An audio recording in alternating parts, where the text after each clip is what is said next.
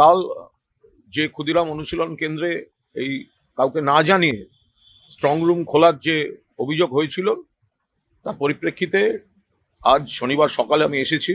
আপনাদের দেখাই যে আমি আবার এখানকারই ইলেকশন কমিশনের সিসিটিভি, আমরা যেখানটায় এই যে স্ক্রিনগুলি ছিল এই স্ক্রিনটায় মুভমেন্ট হচ্ছিল, এইখানে সব স্ট্রং রুম, এইখানটায় সমস্ত মানুষ কর্মীরা ব্যালট নিয়ে কাজ করছিলেন, মুভমেন্ট ছিল। এই মুহূর্তে আমরা তারপর বলার পর এই মুহূর্তে এই মুভমেন্টটা নেই, এখানে সব কাজ হচ্ছিল।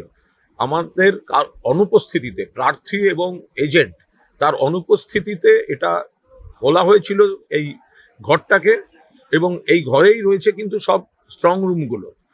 ফলে এইখানটাতে কাজ হচ্ছিল, আমরা এইটাতে আপত্তি করেছিলাম যে কেন আমাদের না জানিয়ে জিনিসটা হবে, বা আমাদের অনুপস্থিতিতে যদি মেলই পাঠিয়ে থাকেন তাহলে মেল দেখালে ঢুকতে দিচ্ছেন না কেন। তো আজ এই মুহূর্তে পরিস্থিতি তাতে সকালে আমাদের এখানকার তৃণমূল কর্মী তিনিও মনিটরিংয়ে রয়েছেন, অভিজিৎ মনিটরিংয়ে রয়েছেন। আমি যথাসম্ভব দেখে যতখানি বৈধভাবে যাওয়া যায়, সেন্ট্রাল ফোর্স রয়েছেন, ইলেকশন কমিশনের অফিসাররা রয়েছেন, আমরা একবার নজরদারি করলাম। আমাদের সব প্রার্থী, মাননীয় মুখ্যমন্ত্রীর নির্দেশ, সব প্রার্থী এবং এজেন্টকে এইভাবে একদম বারবার সর্বক্ষণের একটা মনিটরিং আর বারবার ভিজিট এটা রাখতে হবে। অথরাইজড যে আবার একটা বিকেলের দিকে মুভমেন্ট হতে পারে যেটা শোনা যাচ্ছে, তো ফলে সেগুলো আমরা কড়াভাবে নজর রাখবো।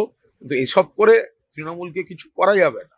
তৃণমূল জিতছে এবং মমতা বন্দ্যোপাধ্যায় বিপুল গরিষ্ঠতা নিয়ে ফিরে আসছেন। আমরা শুধু পাহারা দেওয়ার কর্তব্যটা পালন করছি, প্রতিবাদ করছি, যেখানে ফাঁক থাকছে ওরা ফাঁক রাখছেন। তো ফলে সেই জন্য বিজেপির একটু চিড়বিড় করছে, সে আর কিছু করার নেই, আমরা আমাদের কর্তব্য পালন করছি। এবারে ভাই ভোটের লড়াই এই এখানেই দেখবো।